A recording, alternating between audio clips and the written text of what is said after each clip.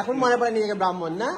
আমি আর আমার বন্ধু বাড়িতে আছি, ভেবেছিলাম একটুখানি খাবার দুজনের মতো ছিল, সেটা আমরা দুজন মিলে ভাগ করে খাবো, কিন্তু এখন বাজারে এসেছে রাক্ষস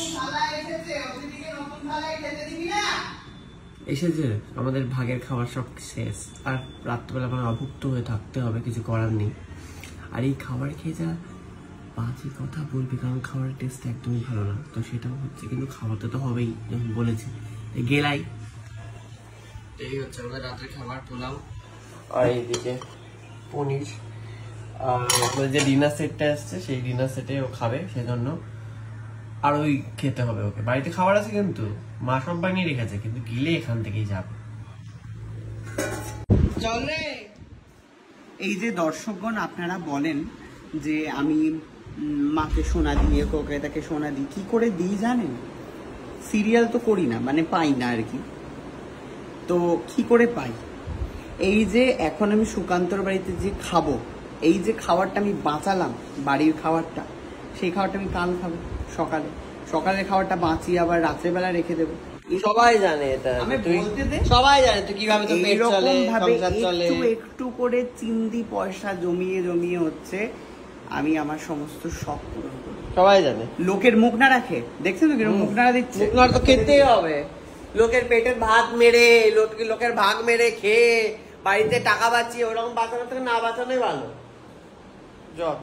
যত বড় লোক হবে তত কিপটেমি বাড়বে, কিছু করার নেই। এটা হচ্ছে হার কিপটে, যতই টাকা দাও, কোটি টাকা দিয়ে দিলেও লোকের বাড়িতে খেয়ে যাবে, কোটি টাকাটা তুলে রাখবে ব্যাংকে।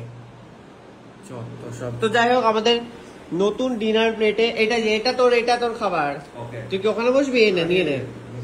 এটা হচ্ছে দেবরাজের খাবার, এটা হচ্ছে আমার খাবার। দেখতে পাচ্ছেন কিরকম করে আমাদের পরিমাণগুলো কমে গেছে, অতিথিকে আমরা দিয়েছি।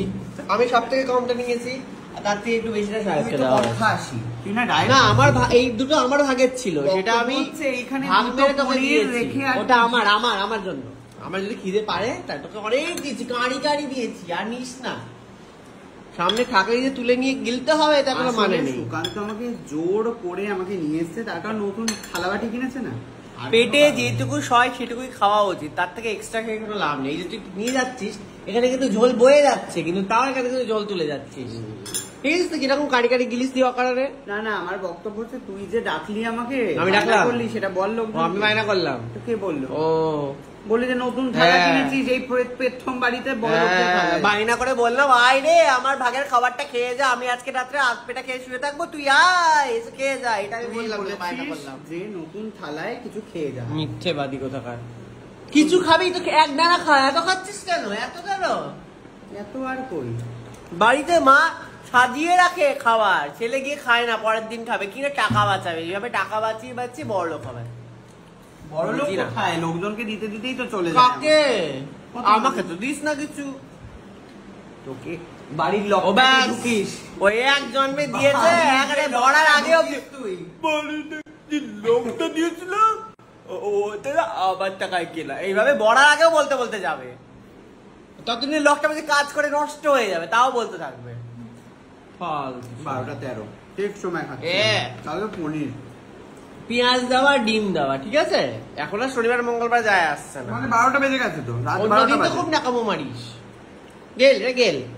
এই যে ঘটা করে এত দামি প্লেট কিনেছে, আপনাদের কি মনে আছে আগেকার দিনের সিনেমা, বা কেউ যদি জীবনে আপনাদের পরিবারে কেউ যদি পুরোনো দিনে জেলখানায় যেত, বাইরেটা সাদা, ভেতরটা হচ্ছে কালো বা নীল বা লাল হতো, পুরো কয়েদিদের প্লেট, কানা উঁচু কয়েদিদের প্লেট কিনেছে হচ্ছে টাকা। কয়েদিরা কি খেতে পারে না? কানা উঁচু প্লেট দিতে হবে কয়েদিদেরকে। আর কতদিন ঝোল দেয় এমন করে বলছে, নিজে কত দিন জেলে কাটিয়ে এসেছে। দেখেছি কোথায় জেলের ভিতরে কি হয় দেখা যায় না সায়ক? কোথাও গেছিলাম, রাখা ছিল নাকি প্লেটটা?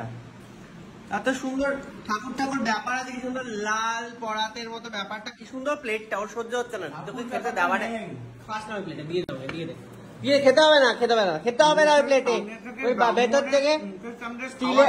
এখন মনে পড়ে নিজেকে ব্রাহ্মণ না? জীবনে যে কি অনর্থ ঘটে যাবে রে, এত যে ছাগল হত্যা, এত যে মুরগি হত্যা করছিস, তখন মনে পড়ে না তুই ব্রাহ্মণ? এখন মনে পড়ে না ব্রাহ্মণ? কড়ি কুটে গিলে আবার ব্রাহ্মণ শেখাচ্ছে।